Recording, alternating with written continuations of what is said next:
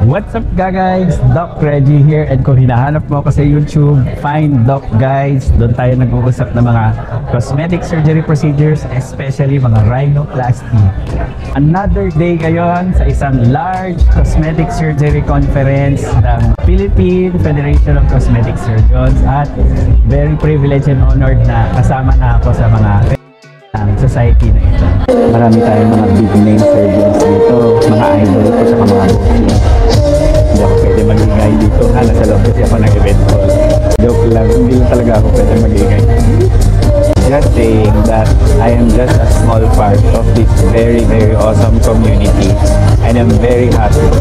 Marami pa talaga akong mga bagong natutunan dito, lalo na mga dapat kong maibahagi para sa inyong safety at satisfaction. Marami din pala tayong mga friends dito na mga suppliers and companies, and they are a big part na makakapagbigay kami ng mga discounts sa patients, no? Tulad nila, di ba? Say hello! So, kung magbibigay sila ng mga discounts, makakapagbigay din kami ng mga promos. So, thank you! Uy, dami ko natutunan sa conference. Pero eto na. Sa mga sasabihin ko, 3 ang tatamaan. Pato-bata sa langit. Opo, alam ko po, nakikita po namin, nananahimik lang po ang mga babait nating mga aesthetic doctors. Pero uy, dumadami nang tumatakbo sa amin dahil sa komplikasyon.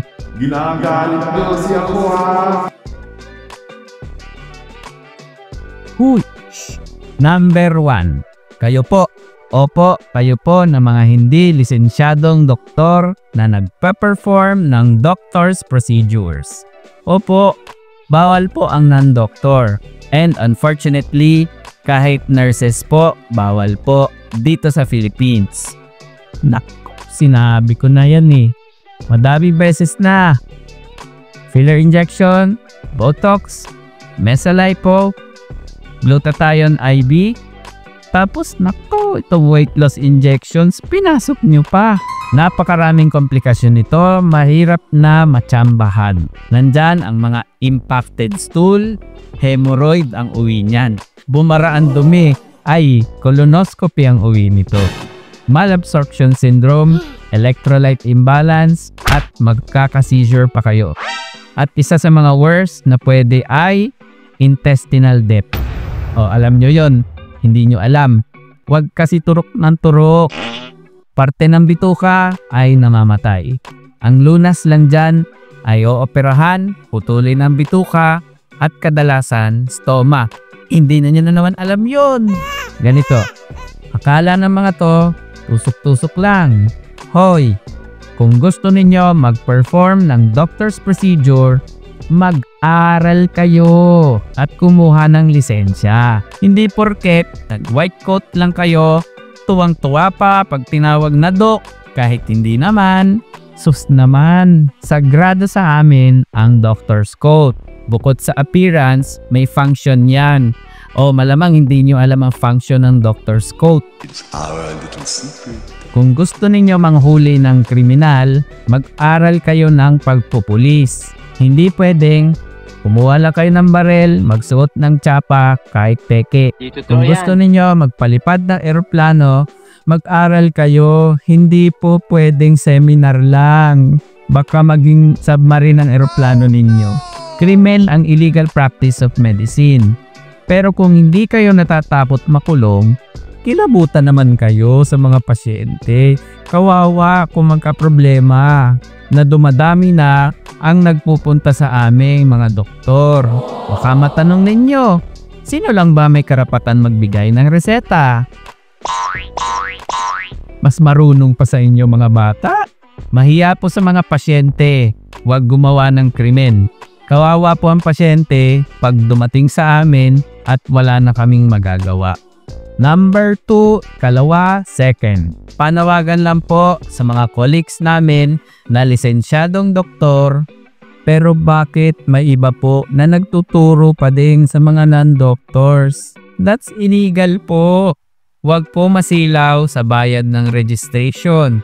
Unless wala kayong hiya, walang awa sa magiging pasyente ng tinuruan ninyo. 3-day seminar? Kung magsabay-sabay magkaroon ng problema, kaya nyo pasaluhin lahat. Nakaw, kilabutan naman din po kayo. Ang natutunan ko sa conference kanina, mga 20-30 years in the field of medicine, aesthetic medicine. Pero still, sabi nila, not enough. We still need to learn more and master it. Tapos kayo nagtuturo, seminar lang.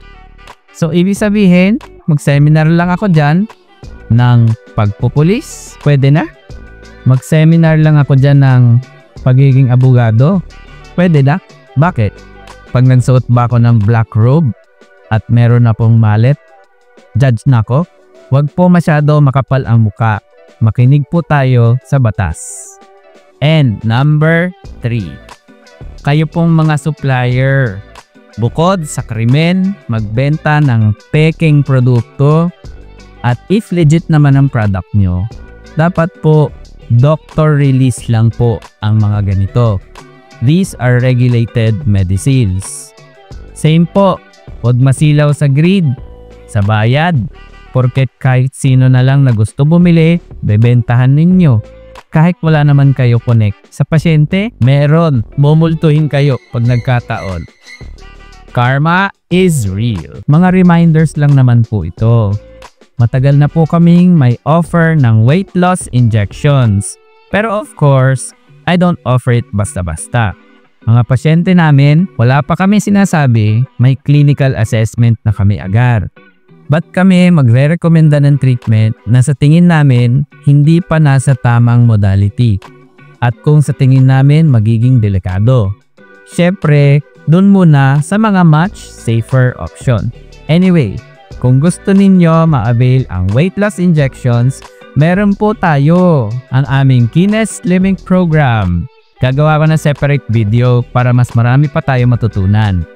Libre po mag-inquire sa clinic page kung tama po para sa inyo ang slimming program na ito. Overall weight loss and control po ito ha. It involves hormones and peptides. Pero remember, if my pocket of fats on this part or this part or this part na hindi natatanggal, if konti lang, pwede pa mesolipo. Pero if malaki at makapal pa din ang taba, liposuction na. I'll give another video about the weight loss injection program. La Forme Weight Loss Injection Program. La Forme. For now, have a great day, Gagad Fab. No offense sa mga tinamaan. Peace. Love you. Bye.